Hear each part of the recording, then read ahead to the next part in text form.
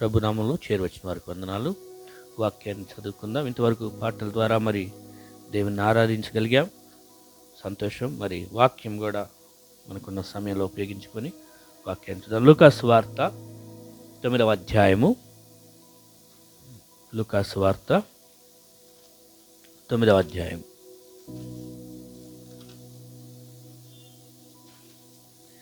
23వ వచనం నుంచి 26వ వచనం వరకు. ఒక వచనం నేను చదువుతాను, ఒక వచనం మీరు చదవండి. లూకా 9వ అధ్యాయము 23 నుంచి 26 వరకు.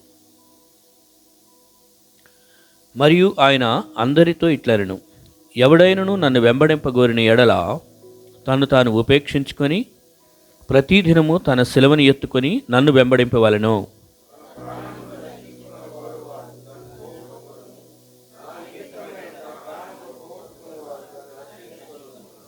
ఒకడు లోకమంతయు సంపాదించి తను తాను పోగొట్టుకుని ఎడల లేక నష్టపరుచుకుని ఎడల వానికి ఏమి ప్రయోజనము?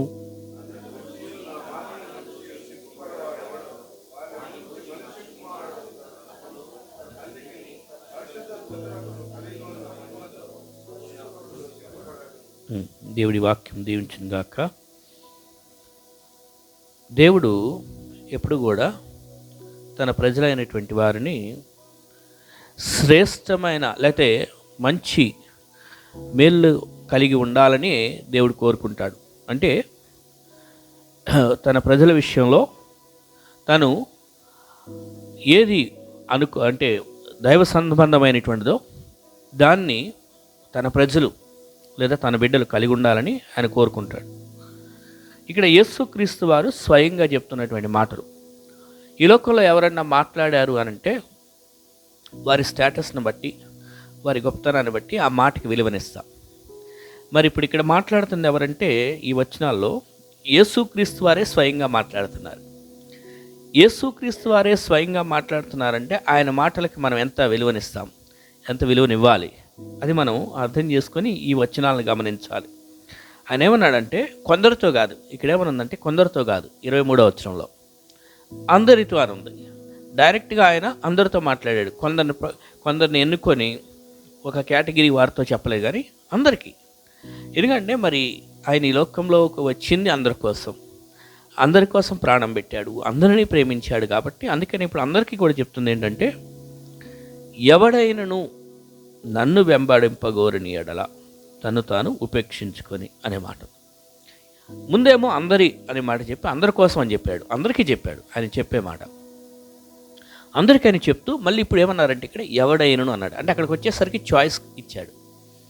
అక్కడ అవకాశం కాదు, ఎవరైనా ఒకవేళ మీరు నన్ను వెంబడించాలనుకుంటే, అంటే అందరూ నన్ను వెంబడించేసేసేయండి నేను బలవంతం చేస్తున్నానని చెప్పట్లేదు. బట్ నేను చెప్తున్న అందరికీ మాట ఏంటంటే, మీలో ఎవడైనను నన్ను వెంబడింపగోరిన ఎడల. ఎందుకంటే అందరికీ చెప్పిన అందరూ ఆయన వెంబడించేవారు కాదు, కొద్దిమంది. ఎందుకంటే విశాల మార్గంలో వెళ్ళేవాళ్ళు చాలామంది ఉన్నారంటే, ఇరుకు మార్గంలో వచ్చేవాళ్ళు కొద్దిమందే ఉంటారు, ఆయనకు తెలుసు. అందుకనే ఆయన అందరినీ బలవంతంగా చేయడు, కానీ అని చెప్తాడు ఎవడైనను.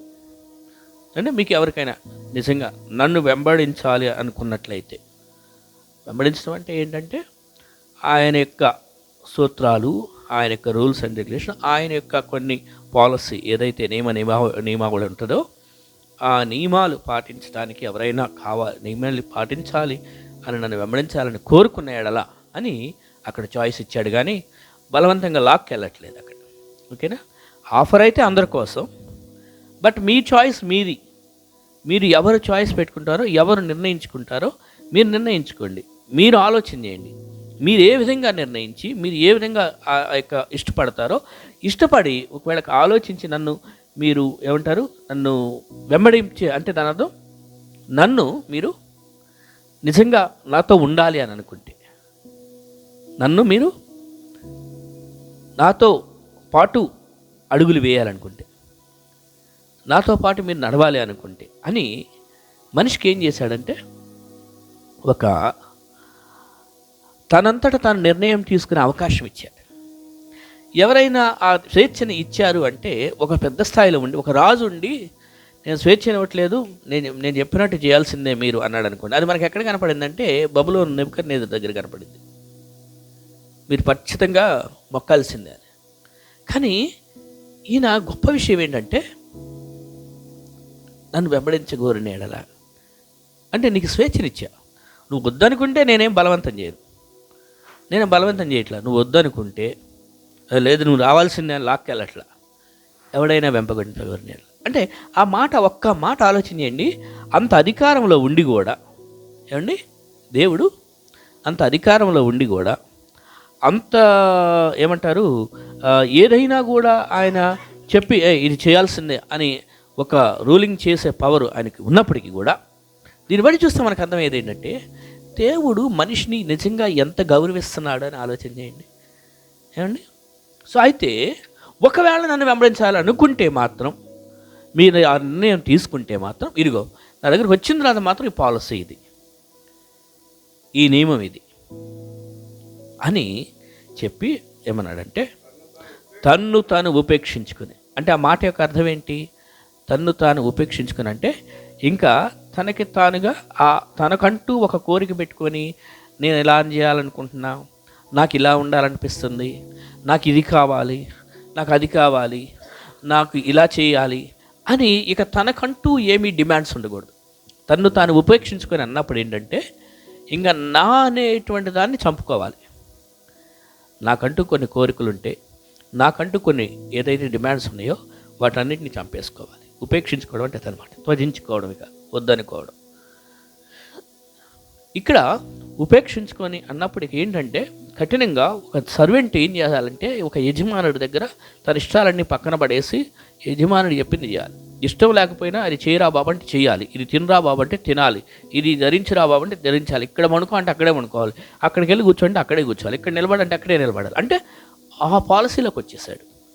ఫస్ట్ అయితే చాయిస్ చెప్పాడు, అది మీ ఇష్టం, కండిషన్స్ మాత్రం ఇలా ఉంటాయి. ఎవడైనా ఒకవేళ నన్ను వెంబడించగోరాలి అనుకుంటే, ఇదిగో నా దగ్గరకు వచ్చాక ఇక మిమ్మల్ని మీరు చంపుకోవాలి. ఏంటండి దేవుడు ఇంత కఠినుడా? దేవుడు ప్రేమస్వరూపి అని ఉంది బైబిల్లో. మరి ఆయన ప్రేమను గురించి ఎన్నో వచనాలు రాస్తున్నాయి. ఆయన ప్రేమ ఎంతో గొప్పదని చెప్తారు బైబిల్ బోధకులు. అలాంటి దేవుడు మరి ఇదేంటండి ఇలా మాట్లాడుతున్నాడు? మిమ్మల్ని మీరు మీ ఆశలను చంపుకొని మీకంటూ ఏ డిమాండ్స్ ఉండకూడదు, ఇక మీరు నా ఇష్టం వచ్చినట్టే నడవాలంటున్నాడు, అది ఎంతవరకు సబబండి అని కొందరికి ఆలోచన వస్తుంది, అనుమానం రావాలి కూడా, వస్తుంది. మనిషి మరి మనకి ఫ్రీ స్వేచ్ఛని ఇచ్చాడు అంటున్నాడు కదా, ఫ్రీ విల్ ఇచ్చే పుట్టించాడు కదా, అలాంటప్పుడు ఎంత డిమాండ్ లేదు కానీ, అవును ఫ్రీ విల్ ఇచ్చే ఒకవేళ నువ్వు నా మార్గంలోకి రావాలనుకుంటే, అంటే నన్ను కంప్లీట్గా నువ్వు నాకు డెడికేట్ అయ్యి ఉండాలంటే మాత్రం నా యొక్క కాంపౌండ్లో నా పరిస్థితి ఇది, నా కాంపౌండ్లో ఉన్నంత వరకు నా పరిస్థితి ఇగో, నీకు రూల్స్ మాత్రం వర్తిస్తాయి. ఇప్పుడు ఒక కంపెనీకి జాయిన్ అయ్యారు, ఒక కంపెనీలో వర్క్ చేయాలి. వాళ్ళు ఏం చేస్తారు, మా దగ్గర వర్క్ చేస్తున్నప్పుడు మాత్రం ఆ 8 hours ఆఫ్ టైంలో ఖచ్చితంగా ఇదిగో ఈ యూనిఫామ్ ధరించాల్సిందే అంటారు. నీకు ఇష్టమైన ఇష్టం లేకపోతే ధరించు అంటారు. లేకపోతే ఇగో ఈ 8 hours ఆఫ్ టైంలో మా ఆఫీస్లో పనిచేసినంతసేపు నువ్వు ఖచ్చితంగా ఈ విధంగా మాట్లాడాల్సిందే, లేకపోతే ఈ విధంగా ఉండాల్సిందే. ఒక కంపెనీకే ఇన్ని రూల్స్ ఉంటే, లేదా ఒక దేశంలో ఉన్న ఒక రాజుకే ఇలా చేయాల్సిందే అని ఒక రూల్ ఉంటే, మరి సర్వలోక సృష్టికర్త సర్వాధికారం కలిగిన వాడు ఆయనకి ఇంకెన్ని రూల్స్ ఉండాలండి? ఎందుకని ఆ రూల్స్ ఎందుకు ఉంటాయంటే, ఆ కంపెనీకి ఒక రూల్స్ ఎందుకు పెట్టుకుంటారంటే, ఆ కంపెనీ యొక్క స్టాండర్డ్స్ని తెలియజేస్తుంది. అది ప్రమాణాలు తెలియజేసి ఆ కంపెనీ యొక్క ఔన్నత్యం, డిగ్నిఫైడ్, ఆ డిగ్నిటీ అనేటువంటిది ఉంటుంది కదా, అది ఇప్పుడు మనం ఏది పడితే అది ఒక వస్తువు కొనామనుకోండి, ఏది పడితే అది కొనేస్తామంటాం. లేదు ఏ కంపెనీ మంచి కంపెనీ చూసుకోనని బ్రదర్ అంటాం. ఒక ఏసీ కొనాలంటేనో, ఒక వాచ్ కొనాలంటేనో, ఒక ఫోన్ కొనాలంటేనో మంచి కంపెనీ చూసుకుందాం అంటారు. ఎందుకని? స్టాండర్డ్స్ ఉంటే దీనికి మంచిగా, దీని సర్వీస్ బాగుంటుందండి, దీని గ్యారంటీ బాగుంటుందండి, దీని వారంటీ బాగుంటుందండి, దీని యొక్క పెర్ఫార్మెన్స్ బాగుంటుందండి అని ఆ కంపెనీని బట్టి, ఈ కంపెనీ ఈ బ్రాండ్ చాలా బాగుందండి. ఎందుకు లక్షలు పెట్టి ఎందుకు కొంటున్నారు? అది చిన్న ఫోన్ అయినా కూడా ఐఫోనా యాపిల్ ఫోను, అది చూడడానికి ఇంతే ఉంటుంది. మరి ఆండ్రాయిడ్ ఫోన్ లాగా ఇంత పెద్దగా ఉండదు. ఆండ్రాయిడ్ ఫోన్లో 20,000 అయినా కూడా పెద్దగా ఉంటుంది. దాంట్లో ఇంకా చెప్పాలంటే ఫ్రీగా ఏది పడితే డౌన్లోడ్ చేసుకోవచ్చు. కానీ ఐఫోన్లో అది ఉండదు, దానికి కండిషన్స్ ఉంటాయి. మరి అది ₹1,00,000 పైన. ఎందుకంటే దాని స్టాండర్డ్స్ దానికి. అంటే ఒక ఉదాహరణ ఎందుకు చెప్తున్నానంటే, ఇవన్నీ కూడా ఒక మనిషికి ఒక వస్తువు విషయంలోనే ఎన్నో స్టాండర్డ్స్ పెట్టుకుంటే, లేదా ఒక మనిషి ఒక ఆఫీస్ విషయంలోనే నా ఆఫీస్కి స్టాండర్డ్స్ ఉండాలి, నలుగురిలో గొప్పతనం ఔన్నత్యం తెలియచుకోవడానికి అన్నప్పుడు ఆ డిగ్నిటీని మన దేవాతి దేవుడు ఇంకెంత డిగ్నిఫైడ్ దేవుడు అండి. మరి ఆయనకు ప్రమాణాలు ఉండవా? ఆయనకు కొన్ని స్టాండర్డ్స్ ఉండవా? ఆయనకు విలువలు ఉండవా? అందుకే అన్నాడు, సో నన్ను నీవు వెంబడించాలి అని ఒకవేళ నీవు కానీ ఆ ఫ్రీ డెసిషన్ తీసుకుంటే, నీకు ఆ ఫ్రీ విల్ ఉంది, డెసిషన్ తీసుకోవాలనుకుంటే మాత్రం ఆ డెసిషన్ తీసుకోవాలా వద్దా అనేది అప్ టు యూ, నీకు వదిలేస్తున్నా. బట్ తీసుకుంటే మాత్రం ఆ డెసిషన్ తీసుకున్న తర్వాత ఇదిగో ఈ షరతులు వర్తిస్తాయి అని అక్కడ వర్ణించడం జరుగుతుంది. అంటే ఈ గొప్ప విషయం ఏంటంటే, ఇక్కడ దేవుడు ఎందుకు ఈ కండిషన్స్ పెట్టాడంటే, ట్రాఫిక్ రూల్స్ లేవనుకోండి, ఎన్ని ప్రమాదాలు జరుగుతాయి, ఎంతమంది హాస్పిటల్ పాలవుతారు ఆలోచన చేయండి. ట్రాఫిక్ రూల్స్ ఉండబట్టే కొందరికన్నా ప్రమాదం జరగకుండా, భయం ఉండి ప్రమాదం జరగకుండా ఉంటాం. సో దేవుడు కూడా కొన్ని రూల్స్ పెట్టాడంటే అండి, అది మన క్షేమం నిమిత్తం, అది మనకి శ్రేష్టమైన విలువైన మేలులతో కూడిన జీవితాన్ని ఇవ్వడం కోసం. అది ఏదో తాత్కాలికంగా ఉండేదాని కొరకు కాదు. అందుకనే ఎవడైనా నన్ను వెంబడింపగోరని ఎడలా అని చెప్పి తాను ఉపేక్షించుకొని ప్రతిదినము సిలువను ఎత్తుకొని ఏమండి చూసారా, ఇక సిలువ ఎత్తుకొని నడిచే జీవితంలో ఒకరోజు హాలిడే, 2 days హాలిడే అని లేదండి, క్యాజువల్ లీవ్ అని లేదు, క్యాజువల్ లీవ్ ఒకరోజు సెలవు పెట్టుకున్నామండి అని. నో, ప్రతి దినము అంటే డైలీ అంటే దీని అర్థం ఏంటి? కాలేజ్కి వచ్చే వాళ్ళు డైలీ రావాలన్నారు అనుకోండి, దాని అర్థం ఏంటి? వాళ్ళకి డైలీ కాలేజ్ క్లాసెస్ ఉంటాయి అని అర్థం. లేదా సండేస్ హాలిడేస్ అనుకో, ఇక ఆ రోజు క్లాసెస్ ఉండవు. బట్ క్రైస్తవ జీవితం ఒక శిష్యుడిగా, దేవుని యొక్క బిడ్డగా ఉండాలి అంటే అండి, మనకి ఏదో సండే ఒక రోజే కాదు, ప్రతి దినము. లేదా ఒక ప్రార్థన ఉన్న రోజు ఫ్రైడే రోజే కాదు, ప్రతి దినము. మనం పండుకొని లేచిన దగ్గర నుంచి రాత్రి పడుకునేంత వరకు, మళ్ళీ నిద్రలో ఉన్నప్పుడు ధ్యానంలో కూడా అంతా ఇక ఆయనకి మనం పూర్తిగా మనం అమ్ముకోవడం అనమాట. అంటే ఇంకా నాకంటూ ఏం డిమాండ్స్ ఉండకూడదు. దేవుడు ఆయన చెప్తే నువ్వేం చెప్తే అది చేస్తాను. అది ఇక్కడ అలాంటి జీవితం ఉండాలి అని చెప్పాడు. సిలువను ఎత్తుకోవాలి, ప్రతిదినము సిలువను ఎత్తుకోవాలి అని చెప్పాడు. ప్రతిదినం ఎలాగైతే తన యూనిఫామ్ తను వేసుకోవాలో, ఒక డ్యూటీకి వచ్చిన వ్యక్తి, ఒక పోలీస్ ఆఫీసరు లేదా పోలీస్ మ్యాన్, ఒక మిలిటరీ మ్యాన్ వాళ్ళ యూనిఫామ్ ఎలా ధరించాలో అలాగే ప్రతిరోజు తన సిలువని ఎత్తుకోవాలి అని ఇక్కడ తెలియజేశాడు. ఎందుకంటే ఈ సిలువ యొక్క ఎందుకు అన్నీ వద్దని చెప్పి సిలువను తీసుకోమని ఎందుకు చెప్పాడు? నిన్ను నీవు ఉపేక్షించుకోమని ఉంది, సిలువను మాత్రం ఎత్తుకోవాలని. ఎందుకంటే మనిషి అదొకటి తప్ప నుంచి అన్నీ కావాలంటాడు, అదొకటే వద్దంటాడు. అమ్మో సిలువ మాత్రం నాకు వద్దులండి అంటాడు. ఎందుకో తెలుసా? ఆ సిలువలో చాలా విషయాలు ఉన్నాయండి. ఆ సిలువ అనేటువంటిది నిజంగా చెప్పాలంటే అవమానాలకి, నిందలకి సూచన. యేసుక్రీస్తు వారు మరి ఆ సిలువనే తీసుకెళ్ళాడు. కానీ మరి ఆ సిలువ మనందరికీ తెలుసు, యేసుక్రీస్తు వారి సిలువ గురించి, ఆ సిలువ యొక్క అంశాల గురించి త్వరగా కొన్ని వచనాలు చూద్దాం. 1 కొరింథీ 1:18 ఏమనుంది సిలువను గురించి మాట్లాడుతూ? 1 కొరింథీ 1:18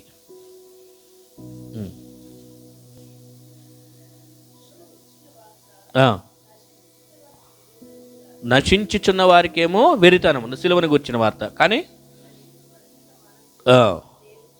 చూసారండి, ఎవరైతే సిలువ సందేశం విన్నారో, యేసు నీకు పాపముల కొరకు సిలువలో చనిపోయాడని, యేసు రక్తంగా తిరిగి లేచాడని, ప్రాణం పెట్టి తిరిగి లేచాడని, ఆ సిలువను గురించిన వార్త ఇక ఎవరైతే మాకు జీవం వద్దులేండి అనుకున్నారో, నశించిపోతున్న వాళ్ళకి అది పొదిహీనత, అది పనికిరాదు, ఫూలిష్నెస్. కానీ ఎవరైతే నమ్ముచున్నారో, రక్షణ పొందుతున్నారో, మనకి ఇదేంటంట శక్తి అయి ఉన్నదండి. అది కూడా మానవుని శక్తి కాదు, దేవుని శక్తే మనకు. కొందరు అంటారుగా, ఏమండి మీకు దేవతల శక్తులు ఉన్నాయా? దేవుని శక్తి, ఎస్ మాకు ఆ దేవుని శక్తులు ఉన్నాయండి. ఏంటో తెలుసా? అది సిలువే మా దేవుని శక్తి. అంటే ఆ సిలువ, క్రీస్తు సిలువ మాకు దేవుని శక్తి. సిలువ అదెందుకు? ఆ సిలువ మీద ఆయన ఏందో మేకలో ఏలాడుతున్నట్టు కనపడుతుంది. కొందరు ఆయన అపహాస్యం చేశారు, నువ్వు ముందు ఆ సిలువ దిగి మమ్మల్ని కూడా రక్షించాయని. ఆయనే రక్షించుకోలేకపోయాడు. ఆ సిలువలందు నీకు శక్తి ఏంటంటే, ఎస్ అదే కదా మరి లోకానికి మాకు ఉన్న డిఫరెన్స్. చూడడానికి అక్కడ సిలువలో ఏలాడుతున్నట్లే కనపడింది, కానీ కొన్ని గంటలే కానీ దాని ద్వారా గొప్ప శక్తి, ప్రపంచాన్ని ఆయన రక్షించగలిగాడు ఆ సిలువ ద్వారానే. రోమా ప్రభుత్వంలో ఆ సిలువ అనేటువంటిది ఒక నేరస్తులకు వేసేది భయంకరమైన శిక్ష.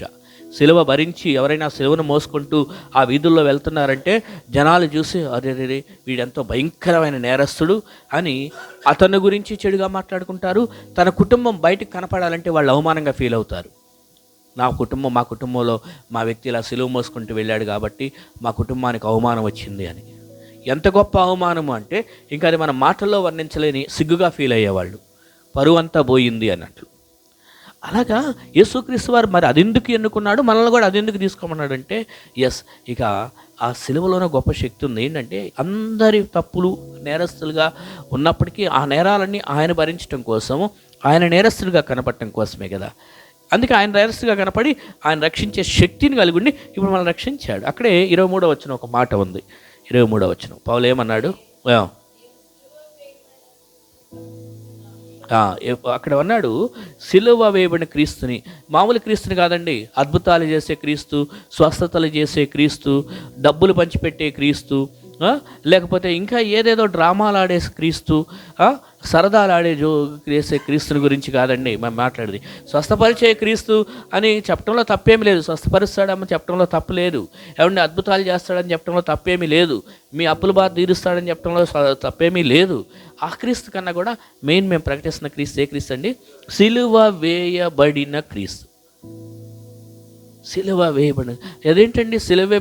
ఇప్పుడు ఎవరి గొప్పతనం అన్నా చెప్పాలనుకోండి, అబ్బా పలానా ఆయనండి, పలానా విషయంలో అండి గోల్డ్ మెడలిస్ట్ అండి, పలానా ఆయనండి, అబ్బా ఆయనండి మంచి గొప్ప విద్వాంసకారుడండి, పాటలు బాగా పాడతాడు, లేకపోతే వాయిద్యాలు బాగా వాయిస్తాడు అని చెప్తే బాగా. కానీ ఒకవేళ అందులో ఏదైనా మైనస్ పాయింట్ ఉందనుకోండి, దాన్ని హైలైట్ చేస్తారా ఎక్కడన్నా పొగడతల పొగిడే దగ్గర? ఆ పాయింట్ ఎందుకులండి, ఇప్పుడు అది అవసరం లేదు. మెయిన్ పాయింట్ ఏంటో, అది గొప్పతనం ఏంటో అది చెప్దామంటారు. కానీ అదే ఒకవేళ ఆ వ్యక్తికి ఏదైనా తప్పు ఉందనుకోండి, దాన్ని బయటికి చెప్పడానికి ఇష్టపడతారా? అలాంటిది పౌలు గారు చూడండి, ఆయన అద్భుతకరుడు, స్వస్థతలు చేశాడు, అద్భుతాలు చేశాడు, 5 రొట్టెలు 2 చిన్న చేపలు 5,000 మంది పంచిపెట్టాడు. అలాంటి క్రీస్తుని ప్రకటిస్తున్నాం అనకుండా ఏ క్రీస్తుని ప్రకటిస్తున్నాం అన్నాడండి? అదేంటండి సిలువ వేయబడిన, అది అవమానానికి సూచన కదా. ఎస్, మరి అందులోనే ఉందండి గొప్ప శక్తి, అసలు అక్కడే ఉంది గొప్ప విషయం.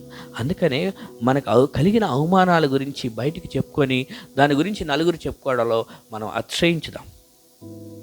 అక్కడే ఉంటుంది గొప్పతనం. అసలు అందులో నుంచే చాలా అద్భుతాలు జరుగుతాయి. అసలు మరి ఒకవేళ సిలువ కానీ క్రీస్తు వేయబడలేదనుకోండి, మనకు రక్షణ వచ్చేది కాదండి.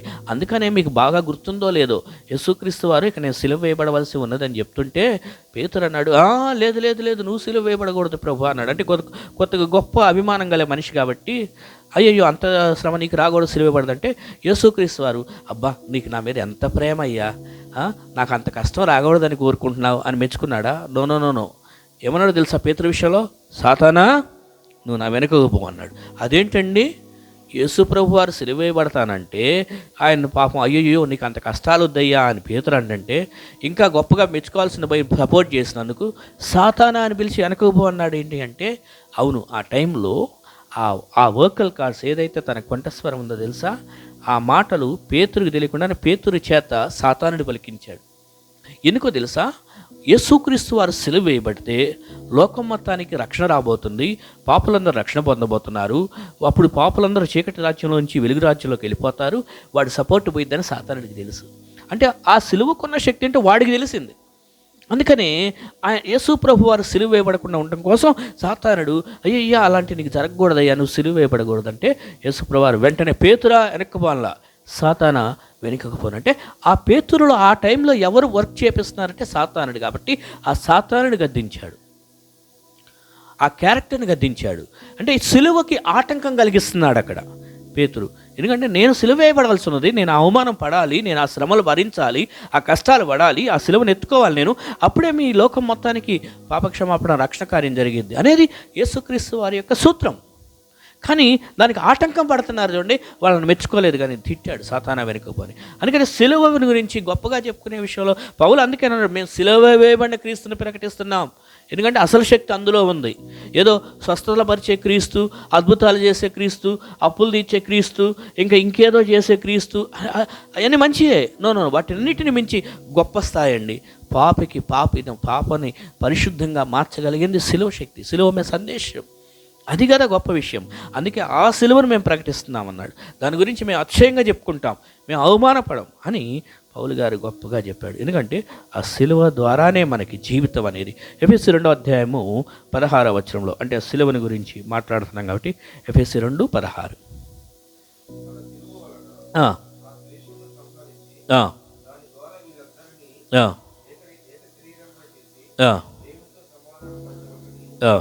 ఏం చేశారంటండి సిలువ ద్వారా?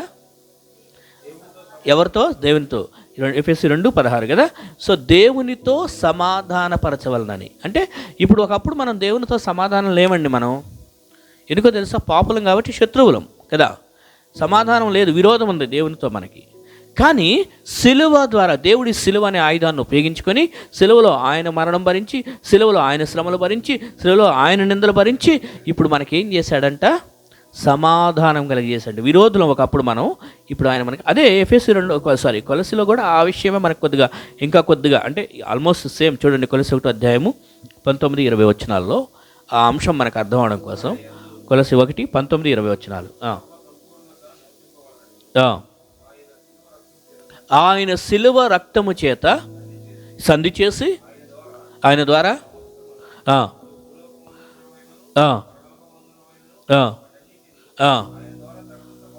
ఆయన ద్వారా తనతో సమాధానపరచుకున్న వల్లని తండ్రికి ఇష్టమైందంట.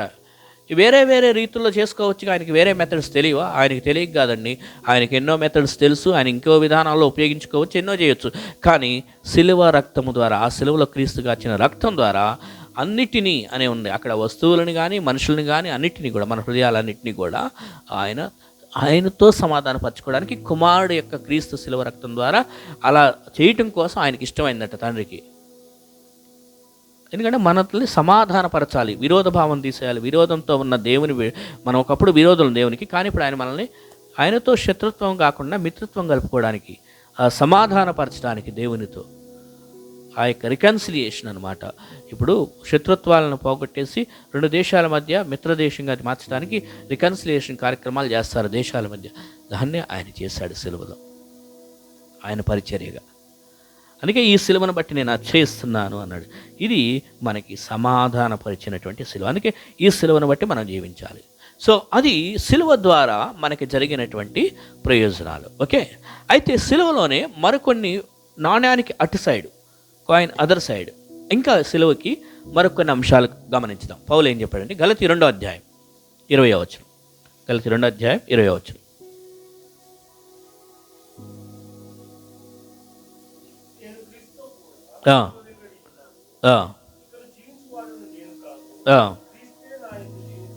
చూడండి ఇక్కడ ఎంత చక్కగా చెప్పాడు. ఇందాక మనం స్టార్టింగ్లో లూకా 9:23 చెప్పాం కదా, ఎవడైనా నన్ను వెంబడింపగోరిన యెడల తాను ఉపేక్షించుకుని, అదే ఇక్కడ పౌలు గారు చేస్తున్నాను అన్నాడు. ఏమనంటే ఇక నేను క్రీస్తుతో కూడా సిలువేయబడ్డాను.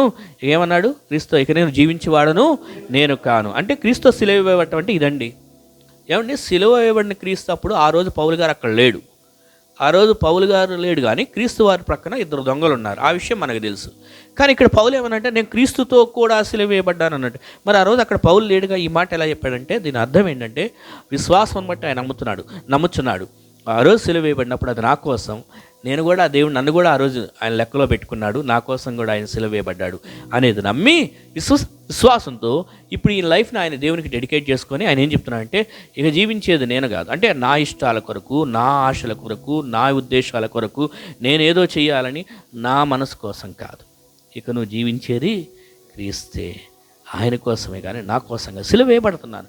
అంటే తను ఉపేక్షించుకున్నాడు అనటానికి ఇది అనమాట. అంటే తనను తాను క్రీస్తుకు అమ్మేసుకున్నాడు.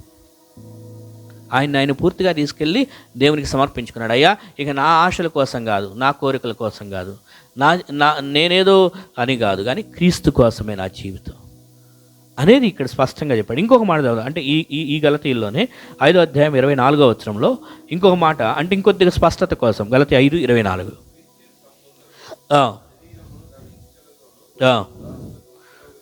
చూసారా, క్రీస్తు యేసు సంబంధాలు. ఎవరైతే క్రీస్తుకి సంబంధించి ఇప్పుడు క్రీస్తుని అంగీకరించారో వారు క్రీస్తు యేసు సంబంధాలు. ఒకప్పుడు మనం క్రీస్తు సంబంధం కాదండి, సాతాను శత్రువులకు సాతానికి సంబంధించిన వాళ్ళం, సాతానుతో ఉన్న వాళ్ళం దేవుని శత్రువులు.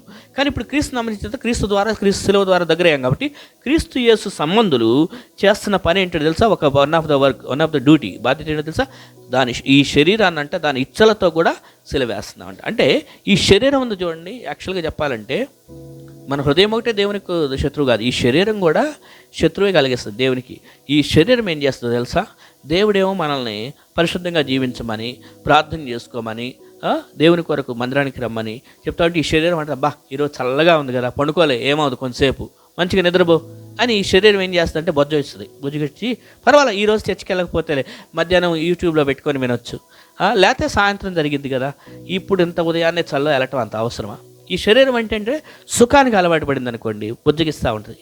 లేదు నేను సిలువను మోయాలి, లేదు వెళ్ళాల్సిందే, ఈ శరీరాన్ని కష్టపెట్టుకోవాల్సిందంటే లేదు లేదు లేదు, దేవుడు అర్థం చేసుకుంటాడులే, దేవుడు ప్రేమ గలవాడు కదా, నువ్వు అంతగా కష్టపడనక్కర్లేదులే అని ఈ శరీరం మనల్ని ఏం చేస్తాడంటే, లేదు అలా కాకపోతే ఇంక మరో రీతిగా ఇంకేదన్నా వేరే వేరే పాపాలు చేయడానికి ఒక్కసారి డ్రింక్ తాగితే ఏమవుదలే, ఒక్కసారి స్మోకింగ్ చేస్తే ఏమవుదలే, ఒక్కసారి ఈ శరీరాన్ని వేరుగా వాడితే ఏమవుదలే, ఇలాగా ఈ శరీరం అనేది కోరికలు ఉంటాయి అన్నమాట.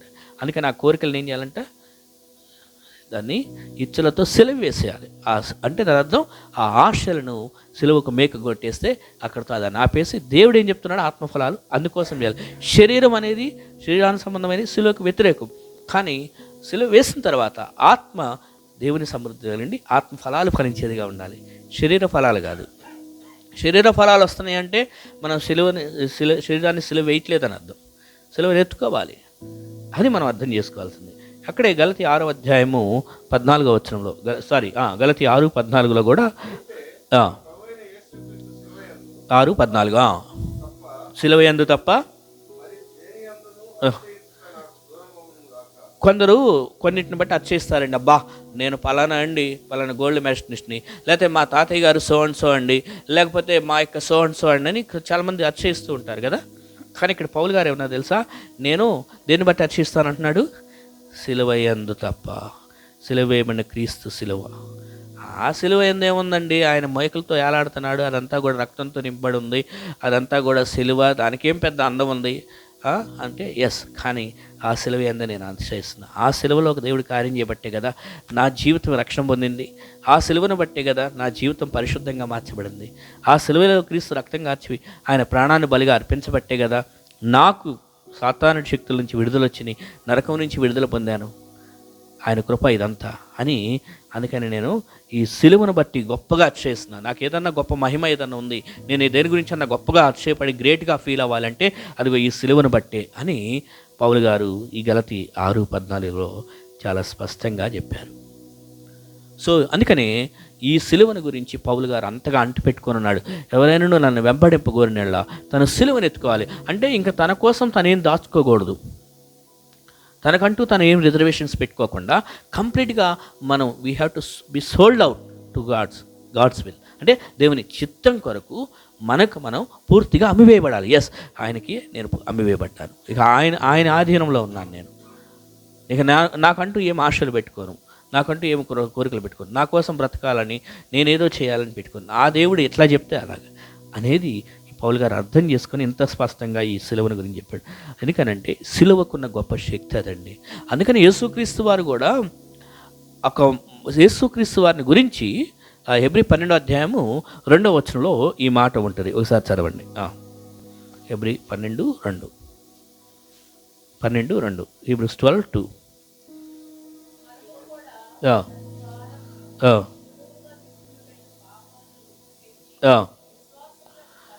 విశ్వాసమునకు కర్త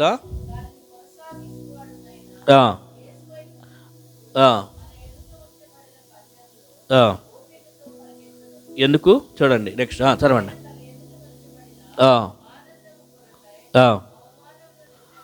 అవమానమును నిర్లక్ష్యపెట్టి సిలువను సహించి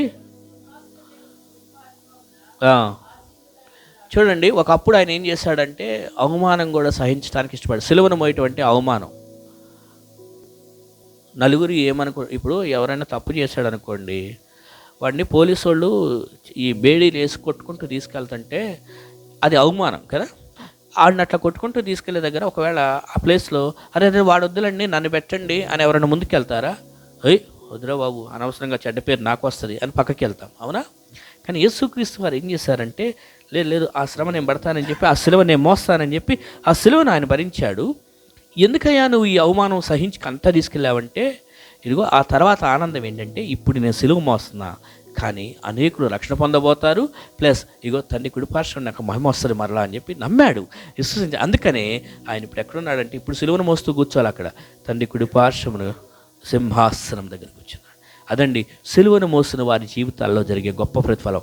సిలువ మొయ్యాలి ఈ భూమి మీద ఉండగా, అనగా అవమానాలు దేవుని కొరకు భరించాలి, దేవుని సంఘం కొరకు, దేవుని బిడ్డల కొరకు, దేవుని సేవ కొరకు, క్రైస్తవునిగా జీవిస్తున్నందుకు సమాజంలో బంధువుల మధ్య, స్నేహితుల మధ్య అవమానాలు భరించాలి, సహించాలి. దేవుని కోసం భరిస్తే ఇదిగో ఒక రోజున ఏ విధంగా అయితే యేసుక్రీస్తు వారు అవమానం భరించాడో ఇప్పుడు మరి ఆ సింహాసనం మీద వాసన, అలాగే ఒక రోజున మనం కూడా ఈ అవమానాలు, ఈ నిందలు, ఈ బాధలు, ఈ యొక్క చివరికి పరుగు పోయిందన్న పరిస్థితులు అన్నీ ఏదైనా కూడా అన్నిటినీ సహిస్తామో అప్పుడు ఒక రోజున మనకి గొప్ప మహిమ రాబోతుంది. అదే ఈ లూకాసు వార్త 9వ అధ్యాయంలో 23వ వచనంలో మనం చదివామన్నమాట. 24:9-24లో తన ప్రాణమును రక్షించుకునేవాడు దాన్ని పోగొట్టుకును, నా నిమిత్తమై తన ప్రాణమును పోగొట్టుకునేవాడు దానిని రక్షించు. క్రీస్తు నిమిత్తం, క్రీస్తు దేవుని బిడ్డల కొరకు, సంఘం కొరకు, దేవుని విషయాల కొరకు, ఆత్మీయ సంబంధాల విషయాల కొరకు ఎప్పుడైతే మనం సిలువను మోయటానికి, అవమానం భరించడానికి, పరువు పోయినా పర్వాలేదు, కష్టాలు పడినా పర్వాలా,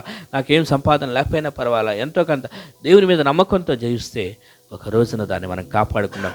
ఏమండి ఇప్పుడు కోల్పోతున్నట్లుగా అనిపిస్తాం, కోల్పోతాం బహుశా, మనకున్న డబ్బును కోల్పోవచ్చు, ఆరోగ్యాన్ని కోల్పోవచ్చు, సమయాన్ని కోల్పోవచ్చు, మనకున్న వాటిని చాలా వాటిని కోల్పోతూ, కానీ దేవుని కొరకు కోల్పోవాలి, పోగొట్టుకోవాలి వాటిని దేవుని కోసం. కొందరు అంటారు కదా, అదే కానీ నేను దాచిపెట్టుకొని ఉంటే ఈ పాటికి. ఒకసారి ఒక చర్చిలో ఒక ఆమె ఒక కోర్టులో కేసు వేసింది. నేను గత 10 సంవత్సరాల నుంచి ఆ చర్చికి ఇచ్చిన దశంభాగం కానీ నేను దాచిపెట్టుకొని ఉంటే ఈ పాటికి నేను ఒక ఇల్లు కొనుక్కొని ఉండేవాడిని దాన్ని, కాబట్టి నాకు ఆ పాస్టర్ మళ్ళీ ఇవ్వాల్సిందని కోర్టులో రిక్వెస్ట్ అయిపించిందంట. అప్పుడు ఆ కోర్టు వాళ్ళు చూసి, ఏమయ్యా ప్రతి నెల ఏదో ఎంత ఇచ్చిందంట కదా, అదంతా మరి ఆమె కావాలని కోరుతుంది, మళ్ళీ మా ఇల్లు కట్టుకుంటుందంట. అంటే ఏమంటే అది దేవునికి ఇచ్చినాయండి, అలా అడగకూడదంటే, లేదు ఇవ్వాల్సిందని. సరే వాళ్ళు ఏదో సర్దుమించి ఇప్పించారంట. ఆమె తీసుకెళ్ళిందంట. ఇంకా నెక్స్ట్ వీక్ ఇల్లు కొనుక్కోవాలని అంత డీల్ కుదుర్చుకుంది. ఆ డీల్ కోసమే అంత ఫైనలైజ్ అయింది. ఏ రోజైతే ఇక శుభారంభం ప్రారంభించుకుంటూ వెళ్తుందో లారీ కొట్టి యాక్సిడెంట్లోనే పోయింది. ఎవరిని ఊరకే పోదు ఆ పాపం అనేటువంటి. అంటే నేను ఎందుకు చెప్పాను తెలుసా, భయపెట్టాలనో భ్రమపరచాలని కాదు. ఎందుకు చెప్తామో తెలుసా ఇవన్నీ అండి, దేవుని కోసం మనం చేసి, అదేదో నేను దాచిపెట్టుకుంటే నాకే గొప్పది, నేను ఈ గంట సేపు ఇప్పుడు ప్రార్థనలో గడపాలా, ఆ గంట సేపు నేను వెళ్ళి ఏదైనా చేసుకుంటే ఒక గంట సేపు నాకు ఏదైనా రాదు.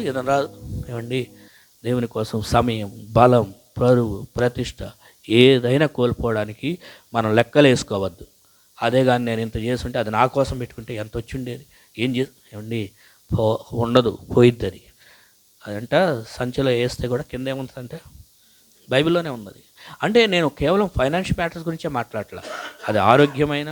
ఇప్పుడు ఈ చల్లో అంత దూరం నుంచి రావటం నాకు అనుకోవచ్చుగా, మనకు అంత అవసరమా వద్దు, వాళ్ళకి చెప్పేసి జాషువాకు ఫోన్ చేసేసి నడిపించుకోండి బ్రదర్, నేను సైదాబాద్ వెళ్తున్నాను, చల్లో రాలేనంటే దాన్ని గౌరవిస్తారు వీళ్ళు.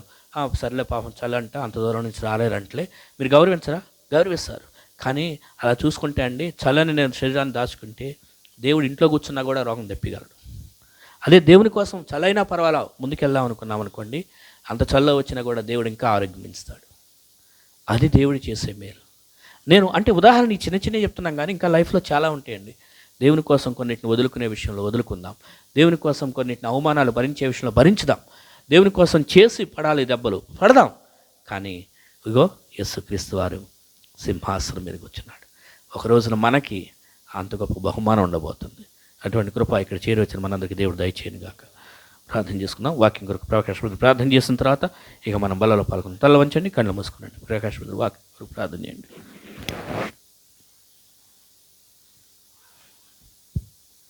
యేసుక్రీస్తు నామములో ఇక్కడ కూర్చొని ప్రతి ఒక్కరిన శుభవందనాలు తెలియపరుస్తున్నాను. ఉన్న వాక్యాన్ని బట్టి ప్రార్థించుకుందాం. మహాపరిషద కృపల తండ్రి, నీ పాదకు వెళ్ళిన స్తుతులు చెల్లించుకున్నాం తండ్రి. మరొక ఆదివారం ప్రభావ తండ్రి, అయ్యా నీ సన్నిధిలో నిలబెట్టినందుకు మీకు వందనాలు స్తుతులు చెల్లించుకున్నాం తండ్రి. అయ్యా ఎక్కడో నశించిపోతే మమ్మల్ని ప్రభావ వెతికి రక్షించి ప్రభావ ఈ విధంగా తండ్రి అయ్యా నీ సన్నిధిలో గడుపుతా తండ్రి. మాకు ఇచ్చిన గొప్ప భాగ్యం మేము భావిస్తున్నాం తండ్రి. నాయన తండ్రి, నీ ఆవరణలో ఒక దినం గడుపుతా 1000 దినముల స్టేషన్ చెప్పిన మాట ప్రకారం తండ్రి, అయ్యా మీరు ఇచ్చిన ఈ ఘనతను బట్టి ఆధిక్యాన్ని బట్టి మీకు వందనాలు చెల్లించుకున్నాం తండ్రి. అవును ప్రభావ, నాయన విన్న వాక్యాన్ని బట్టి ప్రభావ క్రీస్తు ఎందే అతిశయించాలి తప్ప మరి దేని ఎందు అతిశయించకూడదు చెప్పి మాట ప్రకారం తండ్రి, అవును తండ్రి, మీ సిలువను కూర్చున్న వార్త నాయన తండ్రి మాకు నాయన ఈ లోకానికి మొత్తం రక్షణ తీసుకొచ్చింది ఆ విధంగా తండ్రి. అయ్యా మీ సిలువలో ఏదైతే మీరు చూపించారో ఆ త్యాగం కానీ, ప్రేమ కానీ, దయ కానీ, కరుణ కానీ, ఆ ప్రతి ఒక్కటి ప్రతి ఒక్కరు పౌలు గారు చెప్పిన విధంగా నేను అనుదినము సిలువ వేసుకుంటున్నాను, నేను క్రీస్తు నా యందు ఉన్నారు తప్ప మరి ఏది లేదని చెప్పి మాట ప్రకారం తండ్రి ఆ విధంగా ప్రతి ఒక్క హృదయాలు తండ్రి మేము కూడా తండ్రి ఏ విధంగా అయితే మేము కూడా సిలువ వేసుకుని తండ్రి మా పాపాల నిమిత్తమైన కానీ ఏ విధంగా అయినా వాటన్నిటి నిమిత్తమైన సిలువ వేసుకుని నీకు ఇష్టకరంగా జీవించే కృపను ప్రతి ఒక్క కుటుంబానికి, ప్రతి ఒక్క బిడ్డకు దయచేయమని వేడుకుంటే తండ్రి. అయ్యా ఈ లోకంలో జీవించినంత కాలం తండ్రి నాయన మేము మీ ఎందే నేను ఆనందించే వాళ్ళంగా ఉండితలు చేయమని వేడుకుంటున్నాయన. ప్రతి ఒక్క విషయంలో తను మీ మహిమ పొందమని ఇంతవరకు తను మా తోడుగా ఉన్న దేవా ఇంక మేము నడిపించమని వేడుకుంటూ సమస్త మహిమ ఘనత మీకే చెల్లించుకుంటూ మరి బలలో పాల్గొనుచున్న ప్రభావ మా ప్రధాన సిద్ధపరచమని వేడుకుంటూ సమస్త మహిమ ఘనత మీకే చెల్లించుకుంటూ మిమ్మల్ని హెచ్చించుకుని తగ్గించుకుంటూ నజరేయుడైన యేసుక్రీస్తు నామములో అడిగి బిడుకొని పొందుకున్నాను పరమ తండ్రి. ఆమేన్.